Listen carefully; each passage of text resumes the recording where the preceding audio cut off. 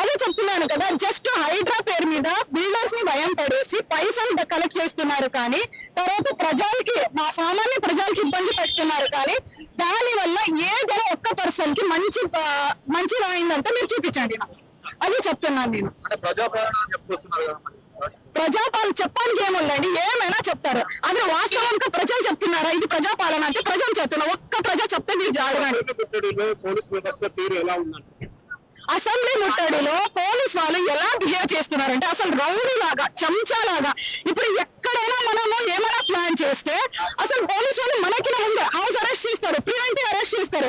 ధర్నా చేయడానికి అందరికీ హక్కు ఉంటుందండి. మనం ఏం చేస్తున్నాం, జస్ట్ ప్రొటెస్ట్ చేస్తున్నాం కదా. కానీ రౌడీ లాగా బిహేవ్ చేస్తారు, చెంచాలాగా బిహేవ్ చేస్తారు. పోలీస్ వాళ్ళు అలా చెయ్యొద్దు, ఎందుకంటే ప్రభుత్వం అంటే మాస్తా ఉంటుంది. రేపు మనం కూడా రావచ్చు, అలా చెయ్యొద్దు అంటే నేను చెప్తున్నాను. అవును, చాలా మంది మన పెద్ద పెద్ద లీడర్స్ కావచ్చు, సామాన్య కార్యకర్తలు కావచ్చు, అందరినీ హౌస్ అరెస్ట్ చేశారు. నాకు కాల్ చేస్తున్నారు, అక్క ఆల్రెడీ అరెస్ట్ చేశారు అక్క, ఏం చేయాలి అంటే ఆల్మోస్ట్ 70% మన కార్యకర్తల్ని ఆల్రెడీ ప్రివెంటివ్ అరెస్ట్ చేశారు. ఇది వాస్తవం.